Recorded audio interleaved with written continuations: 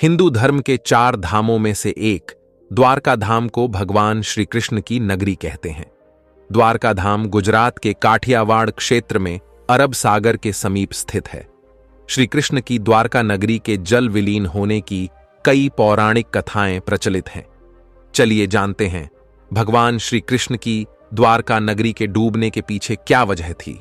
पंडित इंद्रमणि घनश्याल बताते हैं कि श्री कृष्ण की द्वारका नगरी के डूबने की मुख्य 2 वजह मानी जाती है। पहला कारण गांधारी का श्राप। पौराणिक कथा के अनुसार जरासंध द्वारा प्रजा पर होने वाले अत्याचारों को रोकने के लिए भगवान श्री कृष्ण मथुरा को छोड़कर चले गए थे। श्री कृष्ण ने समुद्र किनारे अपनी एक दिव्य नगरी बसाई। इस नगरी का नाम द्वारका रखा।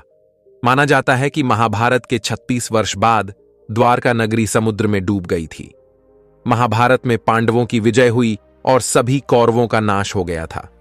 इसके बाद जब युधिष्ठिर का हस्तिनापुर में राज तिलक हो रहा था, उस समय श्री कृष्ण भी वहां मौजूद थे। तब गांधारी ने श्री कृष्ण को महाभारत युद्ध का दोषी ठहराते हुए भगवान श्री कृष्ण को श्राप दिया कि अगर मैंने अपने आराध्य की सच्चे मन से आराधना की है और मैंने अपना पत्नीव्रता धर्म निभाया है, तो जो जिस तरह मेरे कुल का नाश हुआ है, उसी तरह तुम्हारे कुल का नाश भी तुम्हारी आंखों के समक्ष होगा। कहते हैं इसी श्राप के कारण श्री कृष्ण की द्वारका नगरी समुद्र में समा गई। दूसरा कारण अर्षियों का श्राप। एक अन्य पौराणिक कथा के अनुसार एक बार महर्षि विश्वामित्र, देवऋषि नारद कण्व द्वारका गए।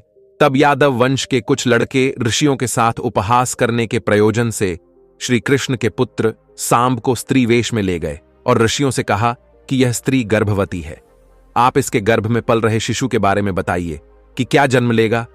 ऋषियों ने अपना अपमान होता देख श्राप दिया कि इसके गर्भ से मुसल उत्पन्न होगा और उस मुसल से समस्त यदुवंशी कुल का विनाश होगा।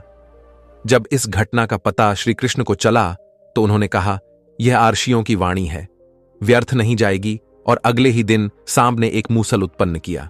इस मूसल को राजा उग्रसेन ने समुद्र में फेंकवा दिया।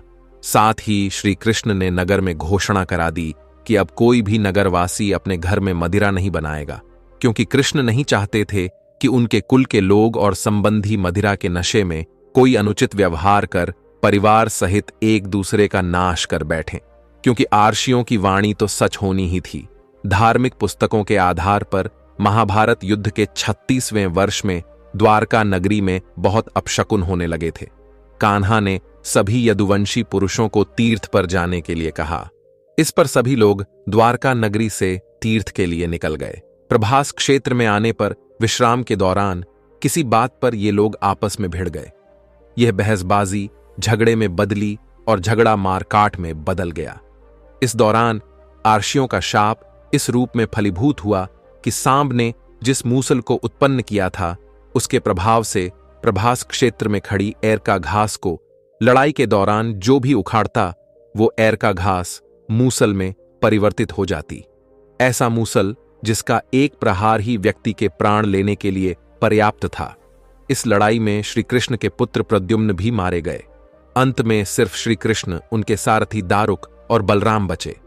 इस पर श्री कृष्ण ने दारुक से कहा कि हस्तिनापुर जाकर अर्जुन को यहां ले आओ। फिर बलराम को वहीं रुकने को कहा और स्वयं अपने पिता को इस संहार के बारे में सूचित करने द्वारका चले गए। कान्हा ने वासुदेव जी को इस नरसंहार के बारे में बताया और कहा कि जल्द यहां अर्जुन आएंगे। आप नगर की स्त्रियों और बच्चों को लेकर अर्जुन के साथ हस्तिनापुर चले जाइएगा। जब श्री कृष्ण वापस प्रभास क्षेत्र पहुंचे तब बलराम जी ध्यानावस्था में बैठे थे। कान्हा के पहुंचते ही उनके शरीर से शेषनाग निकले और समुद्र में चले गए। अब श्री कृष्ण इधर उधर घूमते हुए अपने जीवन और गांधारी के शाप के बारे में विचार करने लगे और फिर एक पेड़ की छांव में बैठ गए। इसी समय जरा नामक एक शिकारी का वाण उनके पैर में आकर लगा, जिसने दूर से उनके पैर के अंगूठे को हिरण का मुख समझकर वाण चला दिया था। जब वह शिकारी शिकार उठाने पहुंचा तो श्री कृष्ण के देखकर क्षमा मांगने लगा। कान्हा ने उसे अभयदान देकर देह त्याग दी। जैसे ही श्री कृष्ण ने अपना देह त्याग द्वारिका का राजमहल और पूरी द्वारिका नगरी समुद्र में समा गई। उसी नगरी के पिलर और अवशेषों के बारे में समुद्र से जुड़ी अलग अलग रिसर्च के दौरान जानकारी मिलती रहती है। तो ऐसे जल में विलीन हो गई थी द्वारिका नगरी। अगर आपको यह वीडियो पसंद आई हो तो वीडियो को लाइक और चैनल को सब्सक्राइब जरूर करें। धन्यवाद।